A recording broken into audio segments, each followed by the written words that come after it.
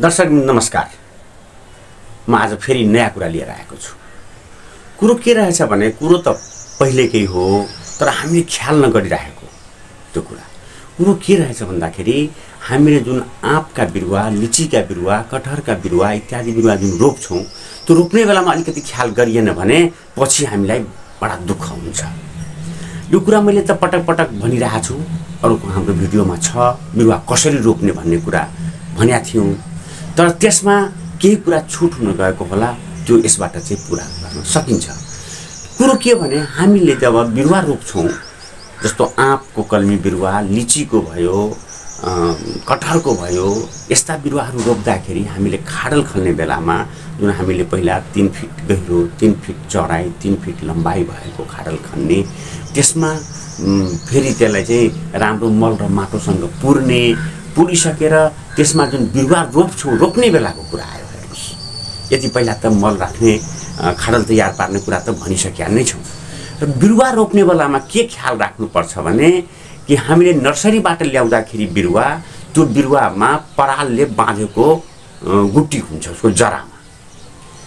किनभने एक ठाउँबाट अर्को ठाउँ ओसार पसार गर्नको लागि त्यो बाँधिएन भने डल्ला फुट्न जान्छ र माटोको डल्ला फुट्यो भने हाम्रो बिरुवा मर्छ, सुकिहाल्छ।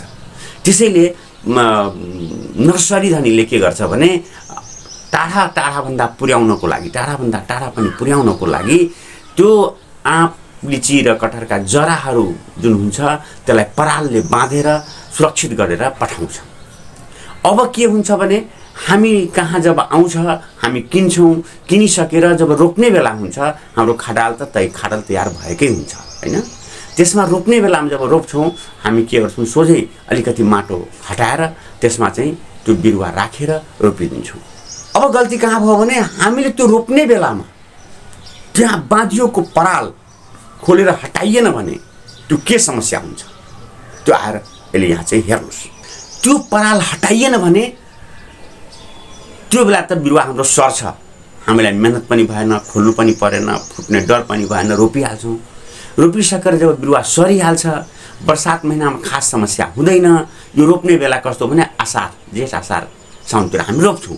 रोपिसकेर जब यो 4-5-6 महिना पछाडि जब यो महिना आउँछ, फेरि तपाईँको चैत्र, वैशाख, जेठ, फाल्गुन, यो महिनामा आएर के हुन्छ, जब सुक्खा लाग्छ त्यो बेला चाहिँ बिरुवालाई पानी दिनुपर्ने आवश्यक पर्छ। 1 या 2 पटक पानी दिनुपर्ने हुन्छ। त्यो बेला तपाईँले यदि त्यसमा पानी हाल्नुभयो भने अब के तमासा लाग्छ हेर्नुहोस्। पानी हाल्ने बित्तिकै यहाँ के भइरहेछ यो हेर्दा भयो। पानी हाल्नु, त्यो भित्र जुन हामीले पराल नहटाइकन रोपेको छौँ, त्यसमा गएर के गर्छ भने कमिलाले आफ्ना गुण लाउँछ।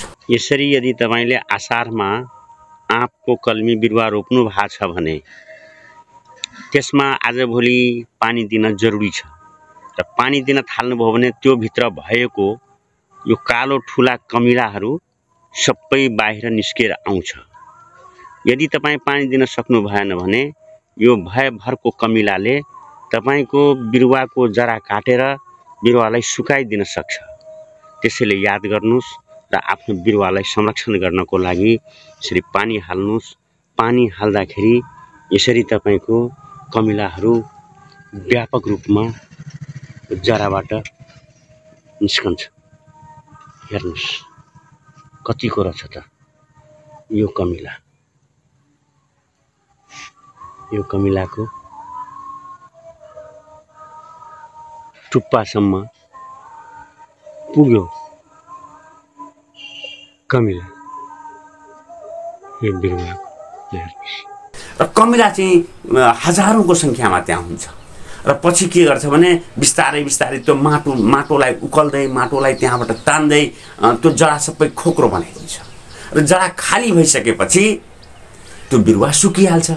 त्यहाँ चाहिँ उसले कमिलाले त्यो माटो खोलेर माथि पनि ल्याइदिन सक्छ। माथि नल्याए पनि त्यो माथिबाट पुवाल त हुन्छ भित्र पस्ने। त्यो कालो कमिलाको त्यो ठुलो कालो कमिला छ, त्यो भित्र पस्दाखेरि बाटो बन्छ। बाटो बन्दाखेरि यो चाहिँ वैशाख जेठको तातो हावा भित्र पस्छ। र तातो हावा पसेपछि हाम्रो बिरुवा सुकिहाल्छ। तब हामीलाई के मनमा लाग्छ कि हैन, यो 6 महिना 8 महिना बाँचेर बिरुवा अहिले किन सुक्यो? त्यसको कारण हामी बाहिरबाट हेर्न सक्दैनौँ र त्यो मसिनो जुन प्वाल हुन्छ एउटा कमिला पस्ने त्यो प्वाललाई पनि हामी ख्याल गर्दैनौँ त त्यसपछि के हुन्छ भने हाम्रो बिरुवा सुक्न जान्छ र यसको नमुना मैले उदाहरण देखाएको के छु भने यो तपाईले वैशाख जेठ चैत वैशाख महिनामा यसमा जब पानी हाल्नुहुन्छ त्यसमा हजारौंको संख्यामा कालो कमिला निस्कन्छ त अब यो जब हेरिसकेपछि तपाईहरुलाई पनि विश्वास लाग्ला कि हैन बिरुवा रोप्ने बेलामा जहिले पनि त्यहाँ भित्र बाँधिएको गुट्टी जुन परालले बाँधिएको छ त्यसलाई हटाएर रोप्नु उचित हुन्छ भने आफैलाई सम्झना हुन्छ र अर्को कुरा के रह्यो भने यो तपाईको कम से कम चैत्र वैशाख जेठमा महिनाको एक पटक भए पनि जरामा पानी दिनुस् पानी दिइसकेपछि त्यहाँको चिस्यान नउरोस् भनेर यदि प्वाल स्वाल रहेछ भने त्यसलाई त्यो माटोलाई खनखान पारेर बराबर गरिदिनुस् गरिसकेर त्यस माथिबाट चाहिँ पराल सुकेको पराल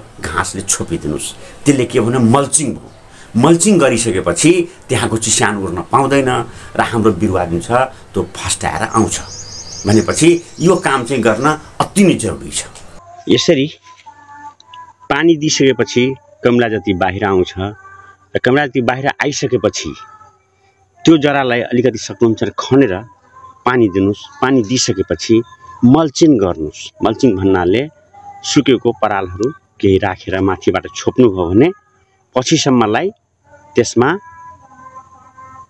चिस्यान उड्दैन चिस्यान बसिरहन्छ यो वैशाख जेठको महिना त्यसैले मल्चिङ गर्नु पनि राम्रो कुरो हो धन्यवाद त्यसैले यो हामीले आँप लिची कटहरका बिरुवा रोप्दाखेरि यो चाहिँ ध्यान दिनै पर्ने कुरा हो यदि हामी दिन सकेनौं भने हामीले 400-500 का दरले किनेका बोटहरू हाम्रा सुक्न सक्छन् मर्न सक्छन् त्यसैले यो सावधानी अपनाउनु अति आवश्यक छ यसमा अलिकति अल्छाइ नगरेर रोप्ने बेलामै ख्याल गरौँ यदि त्यो गर्या छैन भने तपाईहरुले रोपिसक्नु भएको छ भने अहिले त्यसलाई जाँची हाल्नुस् अहिले यसमा पानी हाल्नुस् पानी हाल्ने बित्तिकै त्यहाँ एउटा पक्कै कमिला निस्केला र निस्के भने त्यसलाई निस्किसकेपछि माटोलाई राम्रोसँग खनखान पारेर पानी हालेर फेरि त्यसलाई छोपिदिनुस् त्यसले गर्दा तपाईको बिरुवा सुरक्षित हुनेछ भनेर म चाहिँ यो समयमै तपाईहरुलाई यो बिरुवा सुरक्षित पार्नको लागि राम्रो हुनको लागि आज मैले यो भिडियो लिएर आएको छु यो हेर्नु होला